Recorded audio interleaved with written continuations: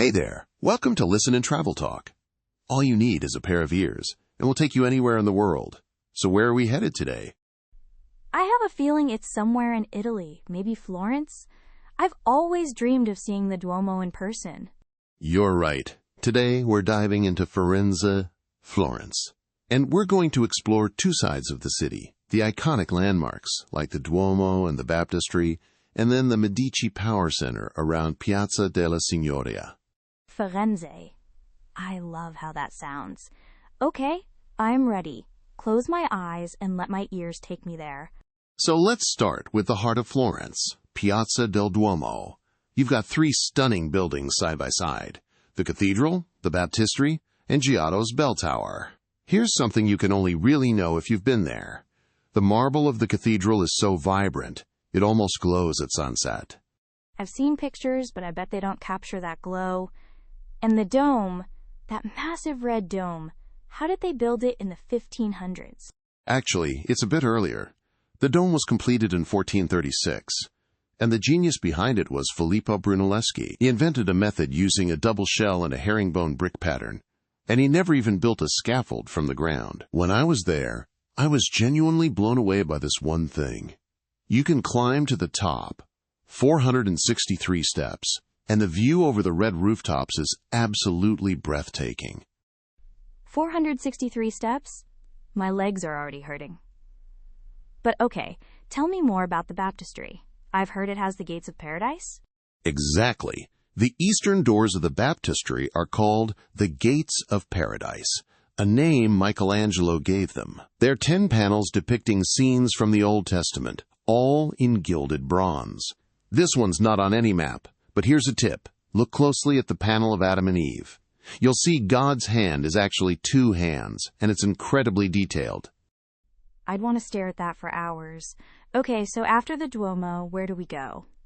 We walk 5 minutes to Piazza della Signoria. That's been the political heart of Florence since the Middle Ages. You'll see the Palazzo Vecchio, which looks like a fortress, and the Loggia dei Lanzi with all these statues. And standing there, you're surrounded by Medici history. The Medici. They were like the godfathers of the Renaissance, right? More or less.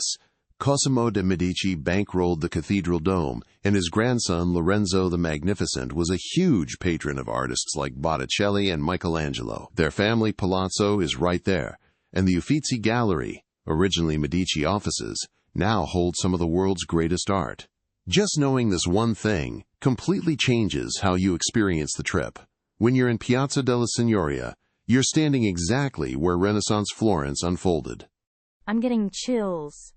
And the Ponte Vecchio. We can't miss that, right? No way! The Ponte Vecchio is the only Florentine bridge that survived World War II, and it's lined with jewelry shops. But here's the story. The shops were originally butcher shops, but the Medici found the smell offensive, so they replaced them with goldsmiths. Imagine Cartier taking over a butcher shop. Seriously? Why would butchers be allowed there in the first place? Because the bridge was a busy thoroughfare, and butchers could dump waste directly into the river, the Medici put a stop to that. Anyway, the Uffizi is right nearby, but that's a whole other episode. Okay, I'm probably going to make a bunch of mistakes. One thing I'd do is try to take a photo inside the Duomo without realizing it's not allowed. Actually, you can take photos inside the cathedral, but no flash. However, a bigger mistake is not covering your shoulders and knees. The dress code is strict. I've seen people turned away at the door. Oh, good to know. What about the lines? I've heard they're insane. They are. You can book tickets online for the Duomo complex, including the dome climb. But here's an insider tip. Visit the Baptistery first thing in the morning. It's quieter, and the sunlight streams through the windows, making the mosaics sparkle. Great tip. And I bet people also make mistakes in Piazza della Signoria, like sitting on the statues or something. Exactly. Don't climb on the sculptures or the fountain. It's a working public square, but also a historic site. And watch out for pickpockets in crowded areas. Just knowing this one thing completely changes how you experience the trip. Keep your bag zipped and in front of you. Good reminder. So, after hearing all this, I'm thinking I should spend at least 2 days just in the Old Town. Let's quickly recap. We explored the Duomo with its incredible dome and the Baptistery's Gates of Paradise, then walked to Piazza delle Signoria and the Medici's Palazzo Vecchio, ending at the Ponte Vecchio. My personal highlight?